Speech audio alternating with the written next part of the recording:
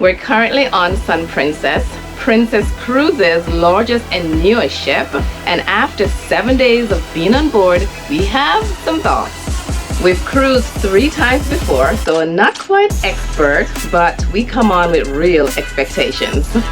And this ship, some things impress us, some things not so much. We're giving you the full breakdown, the good and the not so good, and a few tips that could save you money and frustration.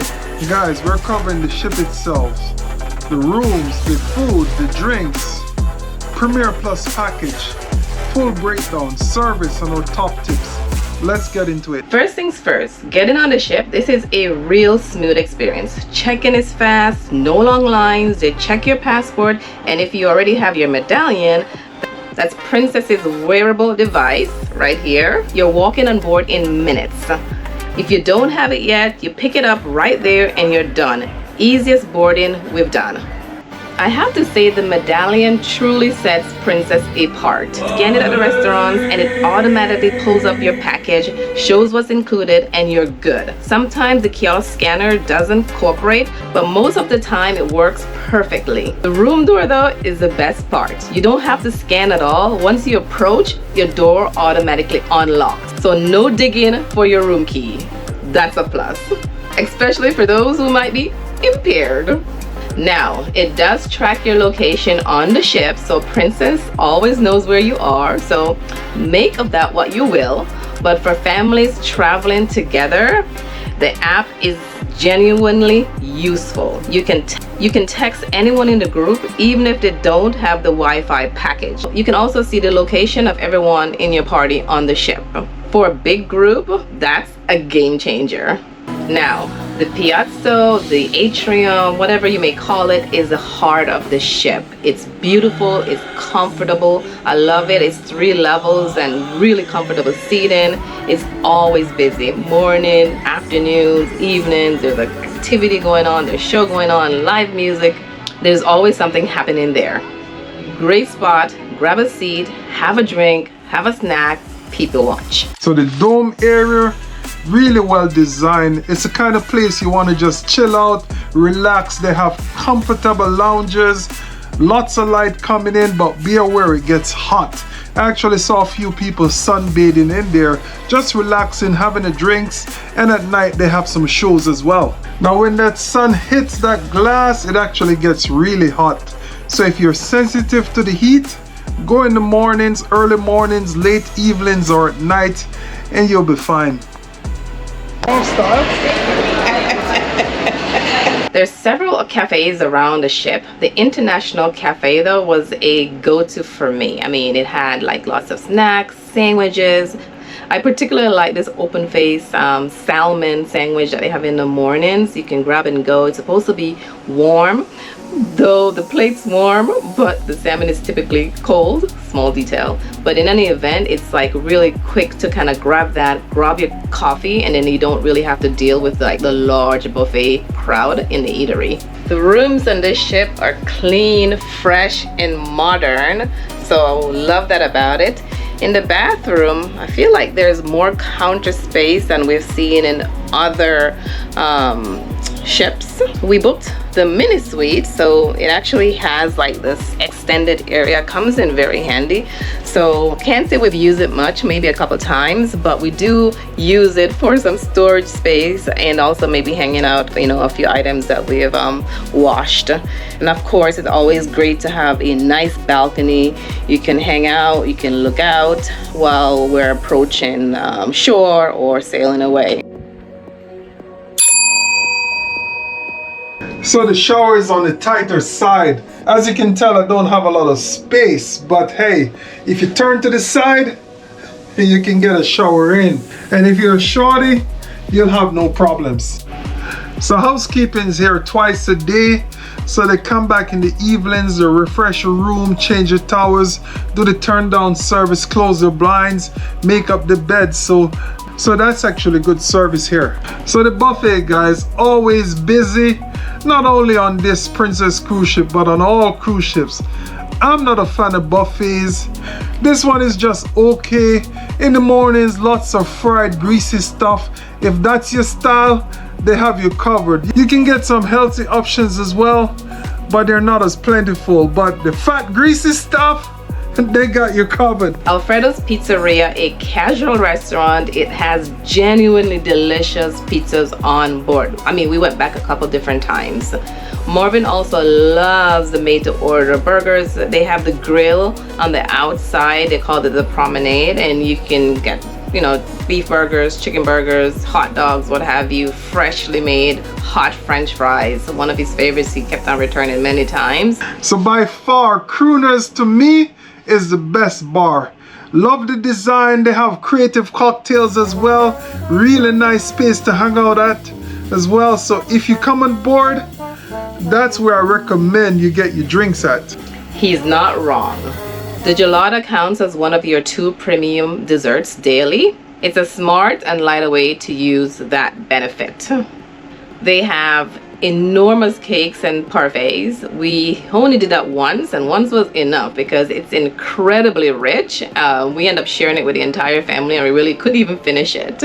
We booked the premier package, so let's break it down because there's a lot there.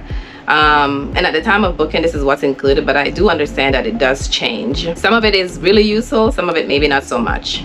So beverages, you get juices, sodas, smoothies, specialty coffees, bottled water, cocktails, wines, you know, the alcoholic beverages, anything that's under $15 you can order. And you get 15 of those per person per day, up to 50. 2 premium desserts per day, 2 fitness classes per day. We're not using ours. We worked out on our own. Single device Wi-Fi, 2 casual dining restaurants that I mentioned, Alfredo's that we went to, room service delivery fee waived, and gratuities included. The gratuities and the beverage package alone make it worth it for most people. $15 drinks a day per person is more than you'll ever use, especially on port days when you're spending the majority of the day off the ship. So now let's move into the things that were not so great. So we have a couple of casual dining meals. It sounds great on the surface until you realize you can only go to 2 casual spots. Alfredo's Pizzeria, which was great. The pizzas are excellent. And also O'Malley's Pub. The pub, not my kind of vibe, so we skipped that. Pizza was great, so we enjoyed our credits there, but we wish you could apply some of these credits to the specialty restaurants here. If your drink is over $15, then you pay the difference. And they do have several of the better cocktails, well, at least according to Marvin, that are over the $15, so you find yourself paying the difference quite a bit, including more gratuities. There's no way to roll unused drinks towards a higher end cocktail. Between the 2 of us, of our 30 drinks, we only consume less than 10 per day. So it would have been nice to use double credits towards the premium beverages that's over $15. And we think that's a miss. Specialty restaurants are around $60 per person per visit as an upcharge. And of course, that's not covered in our package. Service is where we have to be straight with you. It is inconsistent.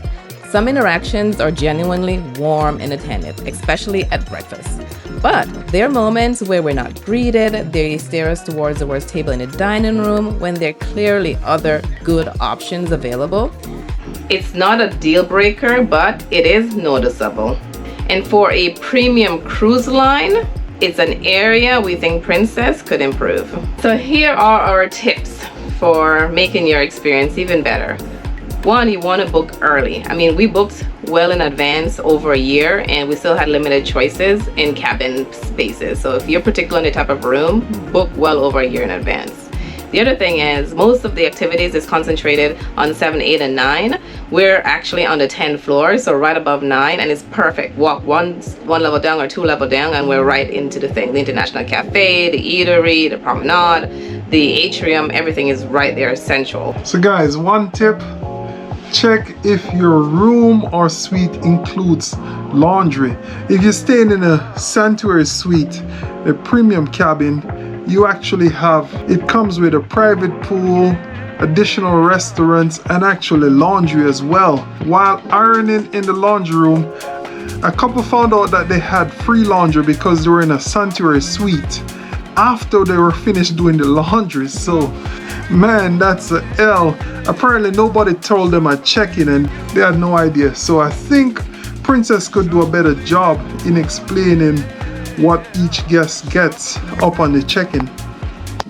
Additional tip, you can actually bid on a Sanctuary suite, but fair warning though, it's actually quite popular, so lots of people actually bid on these. I heard one group of 3 that bid $2,400 US and did not get it. So it's based on availability, but if you really want it, either book it up front or come with a really strong bid. So they gave us this bottle of Prosecco because of one of the many service failures that we had. Did not drink it. It stays right here. Now, Anne-Marie's already gone. I'm doing self-carry on the bags. In Rome, time to go.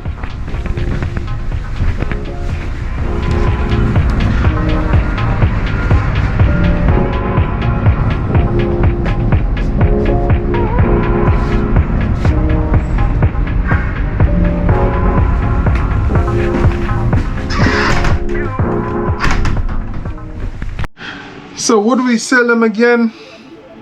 I'm not sure. Maybe next time I'll try the Sanctuary Suite category. Maybe the surface level is different there. It's a beautiful and modern ship, I have to say that. The Medallion technology, top notch, very impressive. The piazza, the dome, the sea view, terrace, all well-designed spaces. If you get the Premier package, the value is there. You just have to read the fine print to see if it's the best for you. So if you're a first-time cruiser or you love busy buffets, you'll probably love it.